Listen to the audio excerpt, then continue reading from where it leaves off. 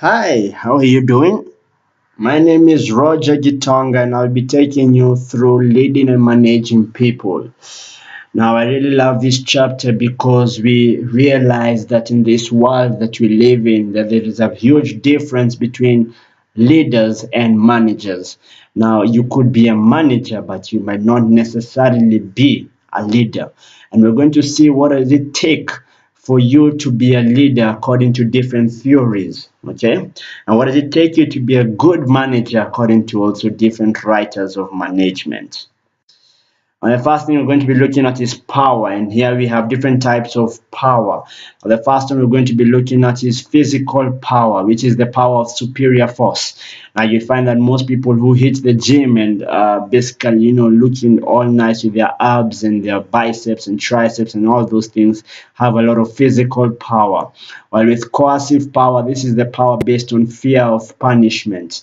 I remember that this used to be one of the things that teachers used to use on us when we were in primary, or even your parents. You dare not touch the sugar. You dare not lick that sugar because you know the punishment would be serious. So they had coercive power over you.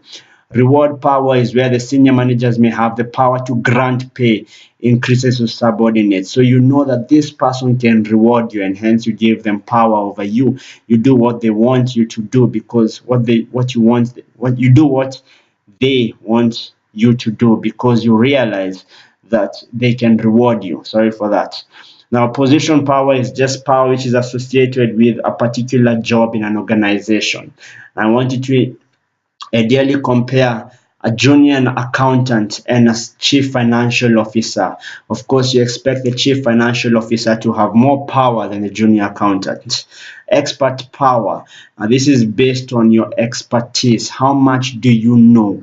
You know this. I see this a lot, especially for the tech companies. If you know so much about, for instance, artificial intelligence, then people will respect you because of what you know, and hence you realize you have expert power. Referent power lies in the personal qualities of the individual. If you are the type of person who maybe you're confident, you speak with confidence, you walk with confidence, you're fearless, you go for what you want, you're a go-getter, stuff like that. Maybe those qualities attract people to you, and hence they give you power over them. Negative power is just disruptive attitudes and behaviors, okay, just to stop things from happening. And we see a lot of this when people are demonstrating, maybe for a good cause, but also some demonstrate for the wrong cause, and hence you realize that the demonstrations could turn nasty, and you find the policemen are out there with the tear gas and are trying to disperse crowds and all those things. That is negative power. Now, writers on management. The very first writer we're going to be looking at is Henry Fayol, who looks at 5 functions of management. He felt in his heart that every manager performs these 5 functions. The first one is plans, and every manager plans. Okay, every after planning you organize. Now you've planned. When you're planning, it basically means that you have an idea of what you want to achieve, but as you organize, you're basically allocating tasks to people, and then after that you command them to do what they should do. Now most people will go against this because they don't feel like they should be commanded, but Henry Fayol thought otherwise. Then after that you coordinate. Okay, you coordinate, you show them how they should do it. Once you command, you show them how they should do it, and then from there you control. Now, talking about controlling, it basically means that I'm going to compare what the targets I had set for you, compared with what you actually achieved. So if you've not been able to hit the target, then we'll sit down and I'll ask you why. We'll look at what might have stopped you, what might have limited you, and stuff like that. Now, he omitted motivation and communication, which is very important if managers could possess. Now, Elton Mayo is the next writer on management. He focused on determining the levels of production achieved by focusing on 2 things: worker attitudes and group relationships. Elton Mayo was so passionate about worker attitudes. What is the attitudes of the workers to the work, and how is their relationship with each other in the group? It was recognized that an exclusive focus on technical competence had resulted in social incompetence, which basically meant that managers were not taught how to manage people. The next writer is F.W. Taylor, who will look at the scientific management. Now, the principles of scientific management include: one, workers should be carefully trained and given jobs which best suits them. So if you're good in engineering, you should be an engineer, stuff like that. If you're good in accounting, you should be an accountant. You'll be trained as an accountant and be the accountant. That's what F.W. Taylor stood for. Two, the application of techniques to plan, measure, and control work for maximum productivity. He felt that it was very important that every manager should plan their work and then measure their work, which means give ideally certain measures, okay, certain tangible measures that can be counted, measures that can be quantified. That if you're saying, I want you to, the plan would be, let's increase our sales, but the measure will be, let's increase our sales by 10%, and then the control will be, you've achieved only 8%. Why weren't you able to achieve 10%? Stuff like that. Okay. Then the constant and intimate cooperation between management and the worker. F.W. Taylor believed that the manager and the worker should work hand in hand or work together, okay, so that the manager can ideally be able to groom and grow the worker, but at the same time, the worker should know what he should be doing. As we continue the writers of management, we have Peter Drucker. Now, he argued that the manager of a business has one basic function: economic performance. Now, I highly advise you, if you ever see economic performance, let it record in your mind that this was Peter Drucker. They love to use this in the question, and sometimes you don't even have to read the whole question. You'd have already automatically identified the word economic performance and know that this is Peter Drucker they're talking about. Now, how do you achieve economic performance? You achieve it by managing a business, managing a manager, and managing the workers and the work. Now, it includes setting objectives for the organization, organizing the work. Now, this sounds a lot more like the first writer that we talked about, Henry, isn't it? Henry Fayol. He talked about planning, he talked about setting objectives, he talked about organization. But let's just look at the difference between him and Peter Drucker. Now, Peter Drucker said that you should motivate your employees and communicate information. And this is one thing that Henry Fayol had forgotten to include in his own 5 functions of management. Then you should measure the job and at the same time develop people. All right, develop people. Now, as you go on to Mintzberg, the next writer of management, Mintzberg focused on 3 key roles. First and foremost, role categories: interpersonal. Now, under interpersonal, he said that a manager should be a figurehead, which means that with every ceremony, every seminar, the manager is the one who represents the face of the company. And we have here leader. The manager is the leader. That basically means that he is going to speak out there. He's going to be out there, and everyone is going to see him as the leader of the company. Liaison, which means that as a manager, you need to work with different people. To liaise is to connect, is to work with. So as a manager, you should be able to work with different people, so that with those connections that you develop, you're able to take your company to the next level. He also thought that with a manager, they should be informational. Now, this means that they should know information about that company. And how would they get this information? The first is that they should monitor. Okay, monitor what your staff are doing. So as you monitor, you gather information. You're able to know how to grow your company. Spokesperson. If anything happens with the company, the very first person who will be asked about that company is the manager. So he needs to have information at his fingertips so that he'll be able to answer the questions.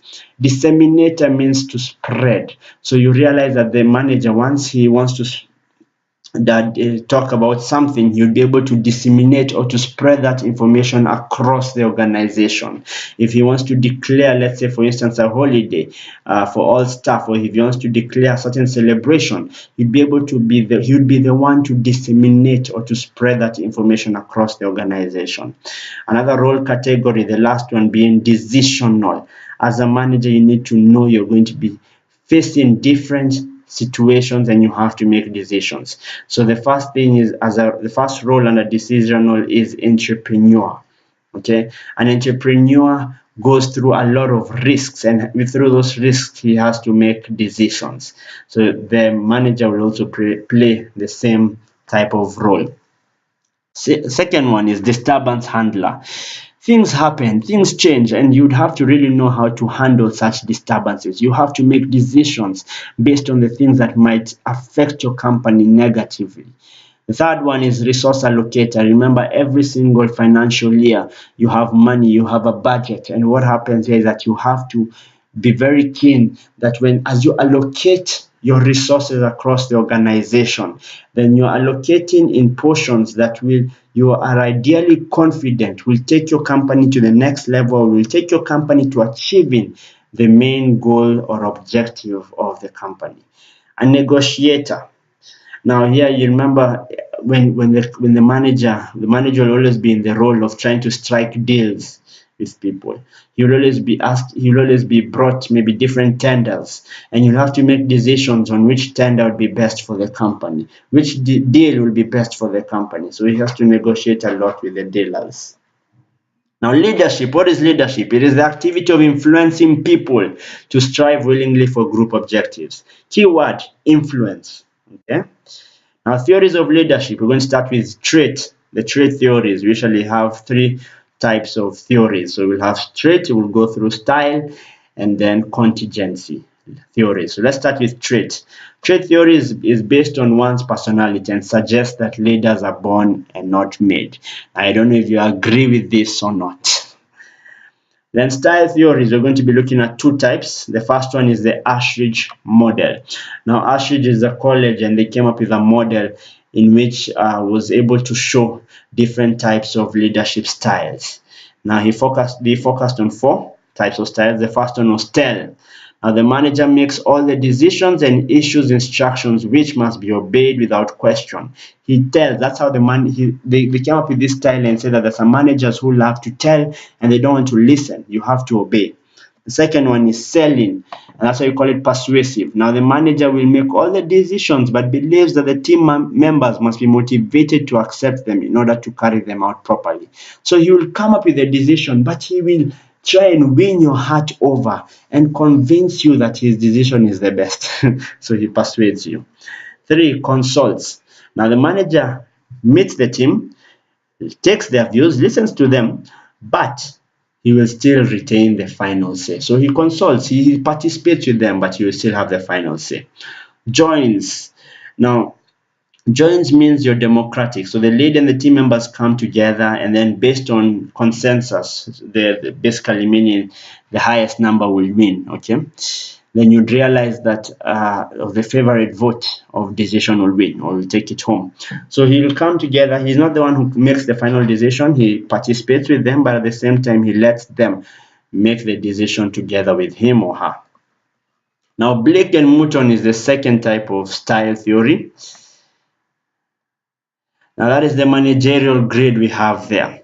Now, if you look at it, we have country club, team management, authority compliance, and impoverished management. There are two types of axes in the Blake and Mouton's managerial grid. There's the concern for production and the concern for people. Now, the impoverished manager has very low concern for production and very low concern for people. So that manager is impoverished. The manager is wasted. They have no concern for production or people.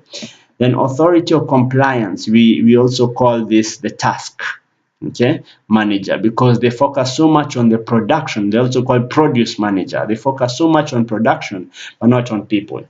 And the country club manager focuses so much on people but not on production. And the reason why they're called country club is because a country club is ideally a place where people come together to meet, just to basically fulfill their social needs. So a country club has high concern for people but very low concern for production. Now, a team manager has high concern for people and high concern for production. He will aim to achieve, but at the same time, the manager will make sure that his team is satisfied. Then we have the middle road, which is in the middle of middle concern for people and middle concern for production. Now, the last type of theories that we have here is the contingency theories. Now, it stands with the ideology or thought that there is no one best way of leading, but that effective leaders adapt their behavior to where they are. I will start with F.E. Fiedler. He identified two types of leaders. He talked about the psychologically distant managers who maintains distance from their subordinates. They feel like it's best that they keep distance from their subordinates, while the psychologically close managers are quite supportive and they're close to their juniors or subordinates. Then we have Hefts, okay, which we also call dispersed leadership. Now, Hefts looks at the informal side of you, where anyone from the organization can be a leader based on their influence and followers rather than the authority given through a position. You'll find that there are times when you may not have been given the position of a manager, but people still listen to you because you are a leader, you have influence over them. Now, Bernice. Now, according to Bernice, a manager administers and maintains by focusing on systems and controls in the short term, while a leader innovates and focuses on people and inspires trust and holds a long-term view.